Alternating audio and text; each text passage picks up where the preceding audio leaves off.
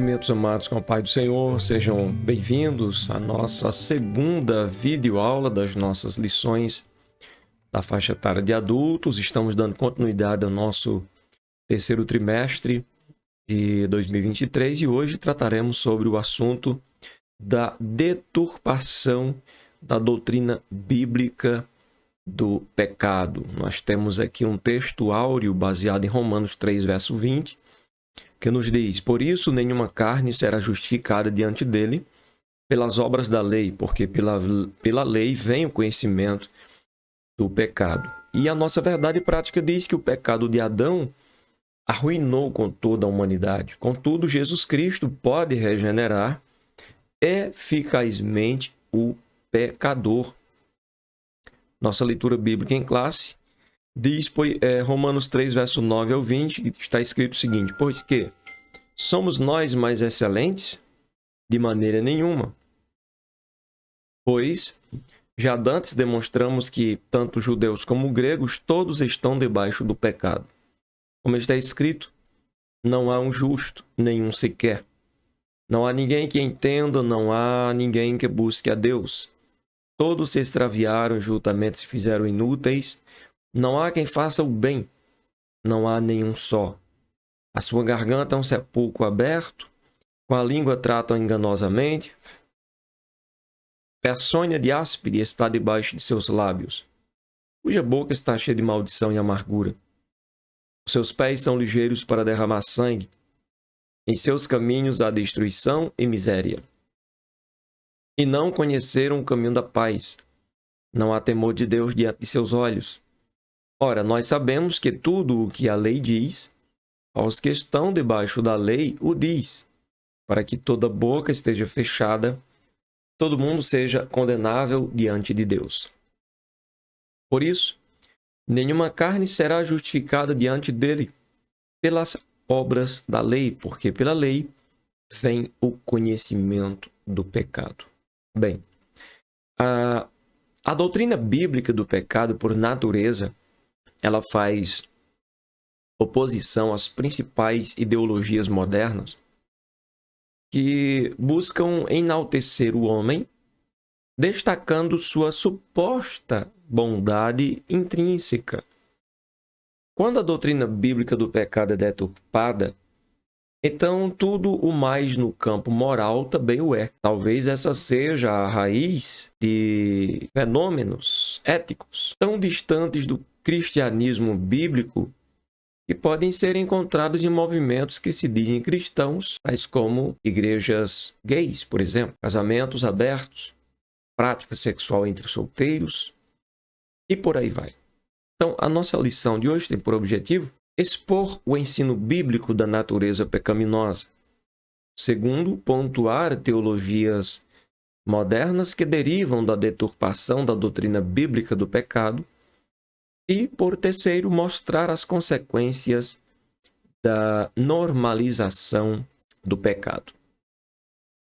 A nossa introdução diz que a queda no Éden transmitiu à humanidade a inclinação do coração humano ao erro. Por isso, a regeneração é o único meio possível de desfazer as consequências do pecado, em que a natureza humana só pode ser transformada pela obra de Cristo. Como nós podemos ver, por exemplo, Tito capítulo de número 3, versículo de número 5. Não pelas obras de justiça que houvéssemos feito, mas, segundo a sua misericórdia, nos salvou pela lavagem da regeneração e da renovação do Espírito Santo, que abundantemente ele derramou sobre nós por Jesus Cristo, nosso Salvador. Esse texto ele mostra que há uma necessidade na vida do ser humano de ele ser regenerado, de ele nascer de novo, e esta obra quem faz é o Espírito de Deus. Não obstante, por influência de teologias modernas, a doutrina do pecado vem sendo deturpada e enfraquecida. Esse processo abriu as portas para a normalização do pecado em muitos lugares denominados cristãos. Nesta lição, vamos estudar o perigo dessas teologias para a ortodoxia cristã ou para a doutrina verdadeira.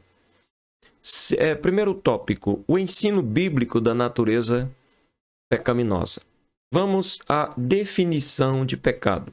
Dentre os termos para pecado, destacamos o substantivo hebraico shatar, cuja raiz significa errar o alvo, e o seu correspondente grego, amártia, que possui conotação de erro moral.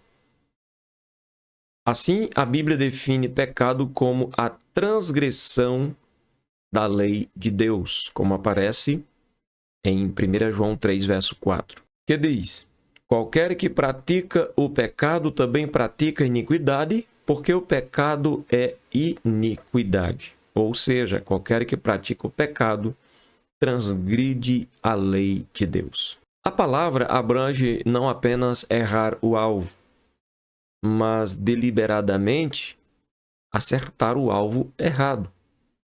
Trata-se de rebelião e desobediência contra Deus e a sua palavra. Como está escrito em 1 Samuel, capítulo 15, verso 22 e 23. Está escrito: porém Samuel disse: tem porventura o Senhor tanto prazer em holocaustos e sacrifícios, como em que se obedeça a palavra do Senhor? Eis que o obedecer é melhor do que o sacrificar, e o atender melhor é do que a gordura de carneiros. Porque a rebelião é como o pecado de feitiçaria, e o porfiar é como iniquidade e idolatria. Porquanto tu rejeitaste a palavra do Senhor, ele também te rejeitou a ti, para que não seja rei. Além disso, o pecado afasta o homem de Deus, fazendo-o pecar contra o próximo. 1 João capítulo 1, versos 6 e 7, que diz: se dissermos que temos comunhão com ele e andarmos em trevas, mentimos e não praticamos a verdade. Mas se andarmos na luz, como ele na luz está, temos comunhão uns com os outros. E o sangue de Jesus Cristo, seu Filho, nos purifica de todo pecado. Veja que a comunhão uns com os outros é algo fundamental para a vida dos cristãos. E por se omitir em fazer o bem, ou seja, o pecado afasta o homem de Deus, faz-o pecar contra o próximo e leva o homem a se omitir em fazer o bem. Tiago, capítulo 4, e versículo de número 17, que diz: aquele, pois, que sabe fazer o bem e não o faz, comete pecado. Ou seja, omissão em fazer o bem. Portanto, pecado é a condição do homem não regenerado e só pode ser expelido por meio do novo nascimento. Foi o que Jesus falou para Nicodemos em João capítulo 3, do verso 3 ao 7. Jesus falou para Nicodemos acerca da necessidade que ele tinha de nascer de novo, porque se este não nascesse de novo, não poderia entrar no reino de Deus. Ou seja, se este não fosse regenerado, transformado, feito uma nova criatura, não poderia entrar no reino de Deus. Essa reconciliação do homem com Deus só é possível em Cristo Jesus. É o que Paulo diz quando escreve aos Coríntios, no capítulo 5, verso 19 da segunda carta aos Coríntios, que nos diz: isto é, Deus estava em Cristo reconciliando consigo o mundo, não lhes imputando os seus pecados, e pôs em nós a palavra da reconciliação. Veja que o texto é claro ao dizer que Deus estava reconciliando o mundo consigo mesmo através da pessoa de Jesus. Portanto, sem Jesus, não há reconciliação com Deus. Segundo subtópico, a universalidade do pecado. Pecado não é um problema pessoal de uma pessoa ou um problema isolado de um grupo, mas de toda a humanidade. O ser humano foi criado em estado de inocência, sem pecado, perfeito. Eclesiastes capítulo 7, verso de número 29. Que diz: Vede, isto tão somente achei, que Deus fez ao homem reto, mas ele buscou muitas invenções. O homem se meteu, na verdade, em muitas astúcias. Deus fez o homem reto e também dotado de livre arbítrio. Porém, o primeiro homem escolheu desobedecer a Deus e a sua queda corrompeu toda a humanidade. O pecado de Adão foi transmitido a toda a raça humana. Assim, a partir da queda, todos os seres humanos nascem em pecado. Portanto, o pecado não é passado adiante meramente pela força do mau exemplo, mas é um mal que está ali. É algo inerente à natureza humana.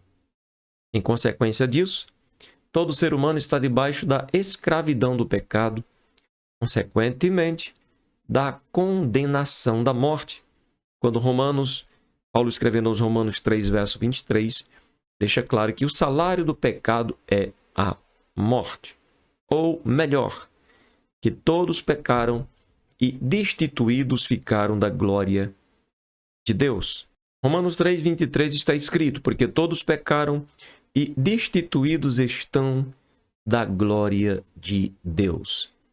Já no capítulo 6 e versículo de número 23, está escrito: porque o salário do pecado é a morte, mas o dom gratuito de Deus é a vida eterna, por Cristo Jesus, nosso Senhor. Apesar de corrompida pelo pecado, a natureza humana pode ser eficazmente regenerada pela fé em Cristo Jesus, o nosso Senhor. 2 Coríntios 5 e 17 vai dizer para nós que se alguém está em Cristo, nova criatura é. As coisas velhas passaram e tudo se fez novo. Daí a importância e a necessidade que o homem tem, que o ser humano tem, de nascer de novo. Terceiro subtópico: corrupção total. É o estado de corrupção mental, moral e espiritual da natureza humana. Ou seja, é quando a raça humana fica corrompida em todos os aspectos, em todos os sentidos, em todos os estados, no estado mental, moral e espiritual. Nesse aspecto, a inclinação para fazer o errado é resultado do pecado, dessa natureza corrompida presente na vida do homem. Vamos observar um texto em Romanos capítulo 5, verso de número 19, que nos diz: porque como pela desobediência de um só homem muitos foram feitos pecadores, assim pela obediência de um muitos serão feitos justos. Veja que através da desobediência de Adão, o pecado passou a toda a raça humana.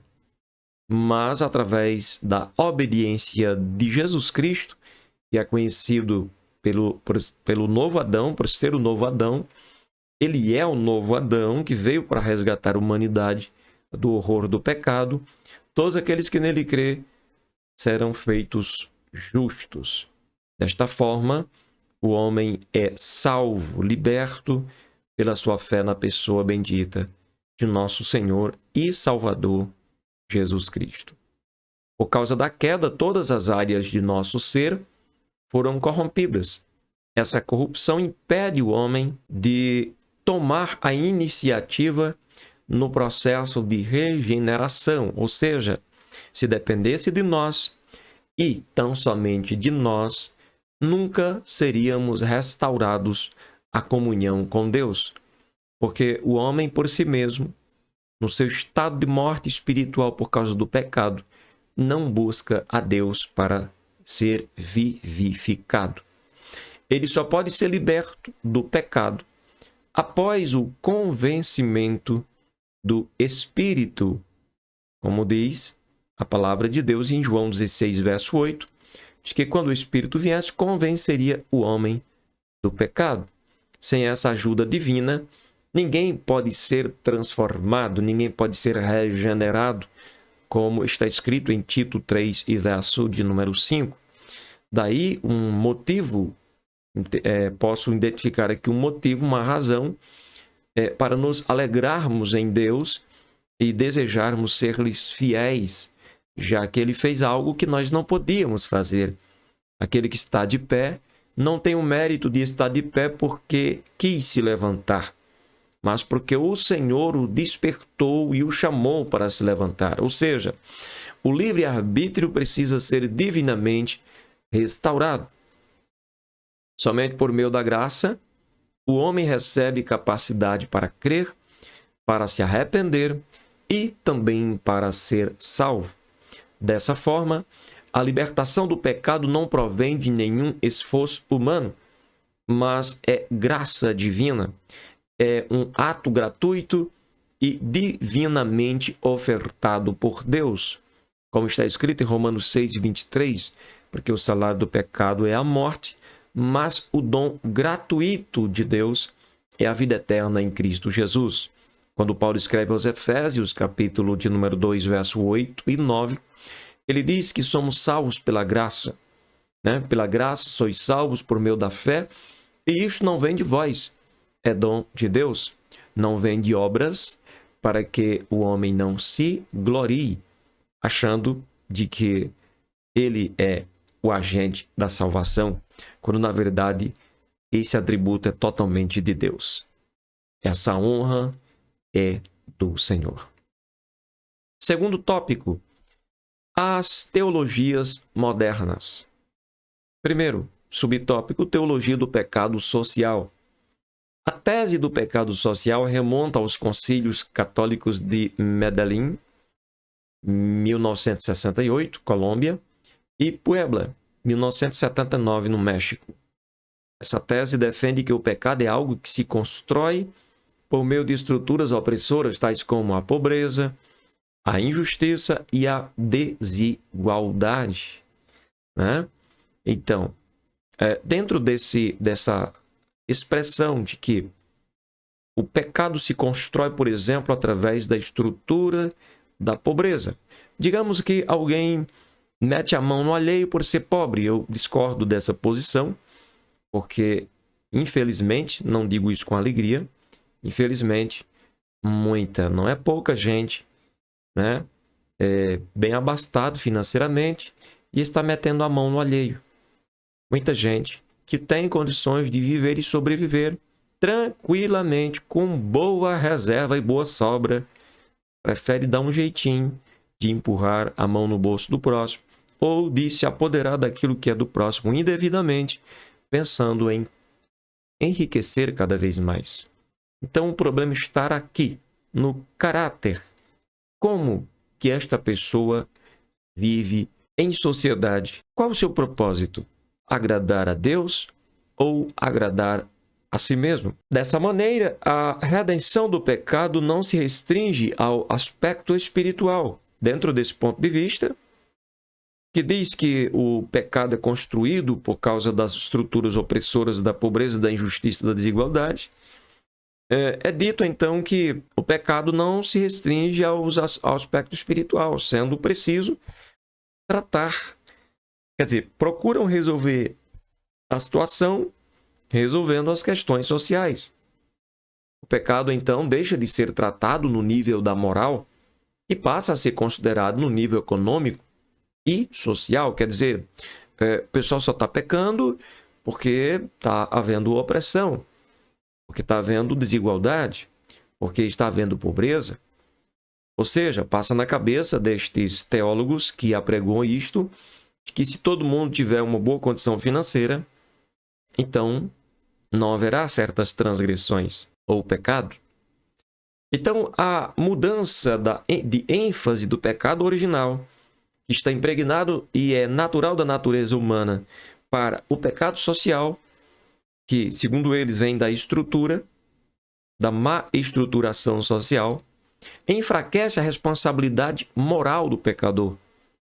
Então, deixa-se de enfatizar a causa para explorar os sintomas.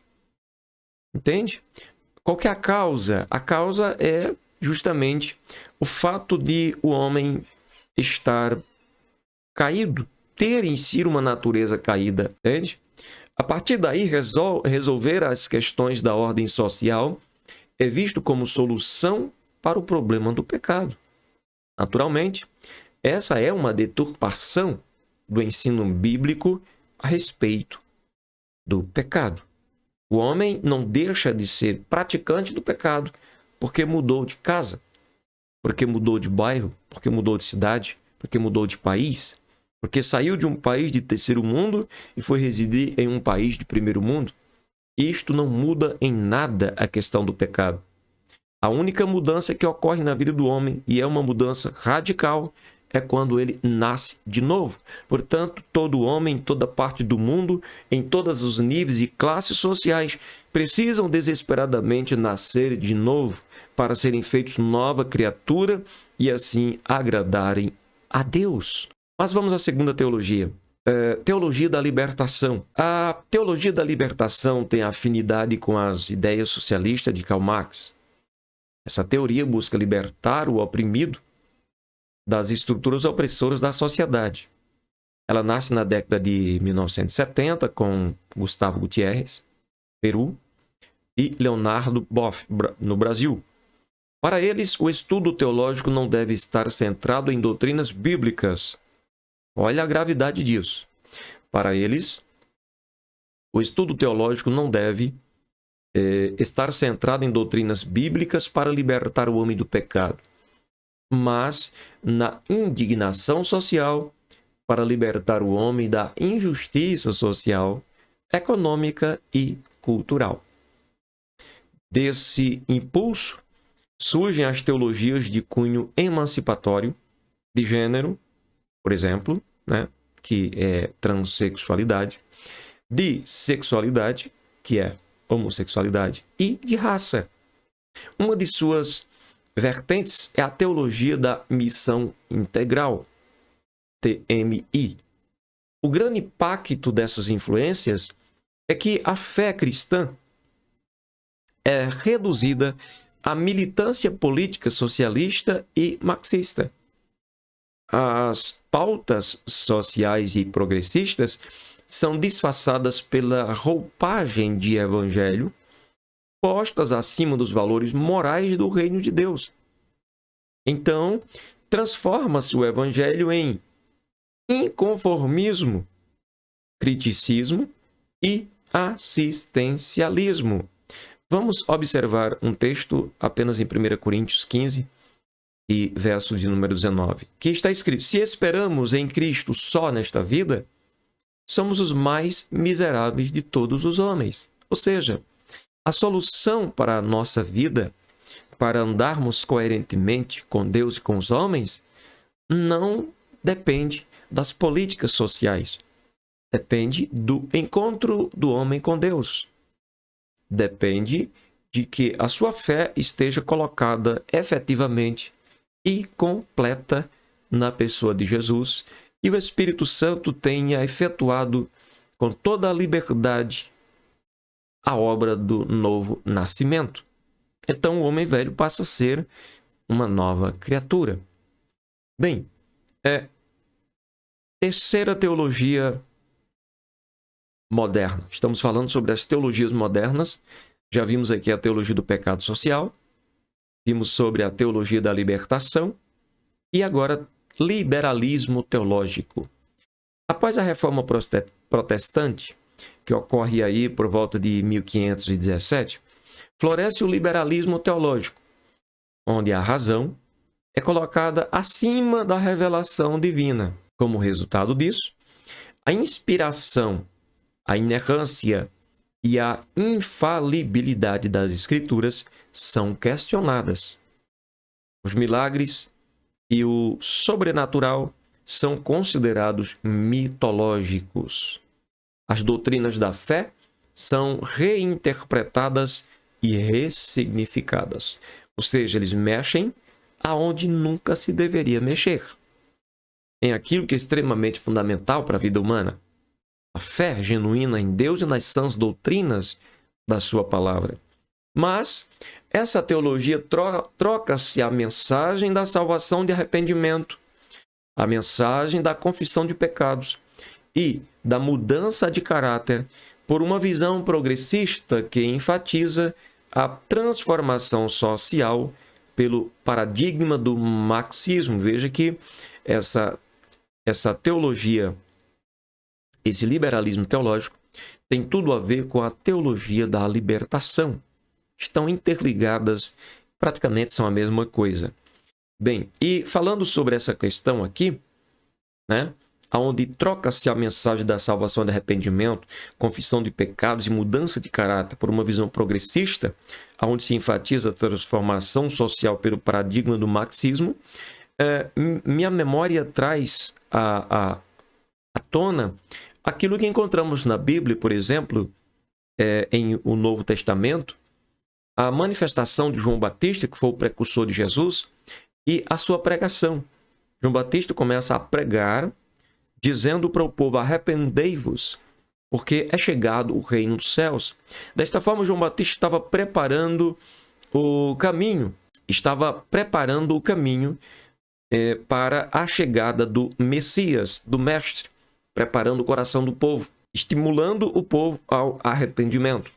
Quando Jesus começa a pregar da mesma forma, dizendo: arrependei-vos, convertei-vos, porque é chegado o reino dos céus. Quando Jesus cumpre a sua missão, sobe para o céu e a igreja começa a pregar, ela começa a pregar da mesma forma: arrependei-vos. Então, a mudança, se mudarmos esta pregação, não haverá mudança na vida das pessoas. Repito, se for mudada a pregação, se a pregação não falar sobre a necessidade de arrependimento do pecado, então poderemos ter uma mensagem muito confortável, mas essa mensagem não será capaz de transformar a vida do pecador. Assim, o pecado é relativizado, o ecumenismo religioso é propagado e toda experiência espiritual é considerada válida. Toda. E não é desse jeito, não é bem assim. O ideário da teologia liberal é de oposição às antigas doutrinas bíblicas que se fundamentam na revelação das Escrituras. Se alterarmos isto, sofreremos danos irreparáveis. Entende como isso é sério?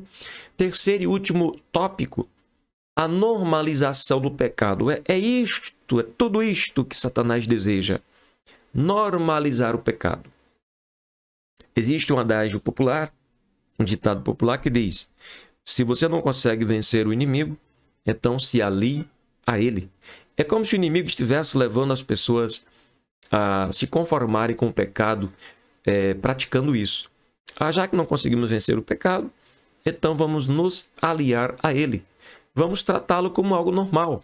E não é normal. Nunca foi normal. Nem nunca, tampouco será normal. Entende? Porque o Senhor não muda, o Senhor mesmo. Deus não nos criou para a prática do pecado. Deus nos criou para termos um relacionamento com Ele. E o relacionamento com Deus nos faz muito bem. Primeiro subtópico: crise ética e moral. Em termos gerais, os valores que regulam a conduta de uma pessoa denomina-se ética. Ética são valores que regulam a conduta de uma pessoa. E, por exemplo, eu vou citar já um texto de início, 1 Pedro capítulo 1, verso de número 15. Está escrito: mas, como é santo aquele que vos chamou, sede vós também santos em toda a vossa maneira de viver. Aqui temos uma orientação que visa regulamentar a nossa maneira de viver. Foi isso que foi pregado no Antigo Testamento, foi isso que foi pregado pelo próprio Jesus e está sendo pregado pelos seus apóstolos e pela igreja que se segue. Mudar isto é mudar radicalmente, drasticamente, a maneira do homem se relacionar com Deus, e se isto ocorre, o homem fica sem chances. E a prática dessa conduta recebe o nome de moral. Ou seja, em termos gerais, os valores que regulam a conduta de uma pessoa denomina-se ética. E a prática dessa conduta recebe o nome de moral. Nessa concepção, a obediência aos princípios bíblicos reflete o caráter de um cristão. A obediência aos princípios bíblicos, aquilo que está escrito na Bíblia, reflete o caráter de um cristão. Se pegarmos, por exemplo, Romanos 12, verso de número 2, está escrito: "E não vos conformeis com este mundo", quer dizer, não se tornem iguais às práticas deste mundo, mas transformai-vos pela renovação do vosso entendimento, para que experimenteis qual seja a boa, agradável e perfeita vontade de Deus. Quer dizer que, se nos alinharmos com o mundo e as suas práticas, não experimentaremos a boa, agradável e perfeita vontade de Deus. Porém, o conceito deturpado e relativizado do pecado resulta em desvio e falha de caráter. Desvio e falha de caráter. Desse modo, a sociedade deixa de ser eticamente sólida e se torna moralmente desajustada. Dessa crise de integridade irrompe ações incompatíveis com a fé bíblica. Coisas das mais absurdas que se pode pensar ou imaginar. Práticas terrivelmente prejudiciais à sociedade e, infelizmente, não é vista porque é tida como algo normal. É a normalização do pecado. Temas progressistas violam a ética e a moral bíblica e passam a ser normalizados, tais como: o que passa a ser normalidade? Por exemplo, a imoralidade sexual, o aborto, o uso de drogas ilícitas e outras mais práticas. Isto tudo passa a ser considerado normal quando a Bíblia condena. Entende como isso é sério? E por que a Bíblia condena? Porque é a palavra de Deus. O próprio Deus não aprova, rejeita essas práticas que ferem a moral, a santidade do Todo-Poderoso. Não é verdade? Segundo subtópico, dentro do tópico a normalização do pecado: imoralidade sexual. A deturpação da doutrina do pecado favorece o avanço, crescimento, da imoralidade sexual. Veja, por exemplo, eu vou citar só um texto em Romanos 1, 24. Pelo que também Deus os entregou às concupiscências do seu coração, a imundícia, para desonrarem o seu corpo entre si. Por que isto aconteceu? Porque os homens mudaram a glória do Deus incorruptível pela imagem de seres corruptíveis, de criaturas.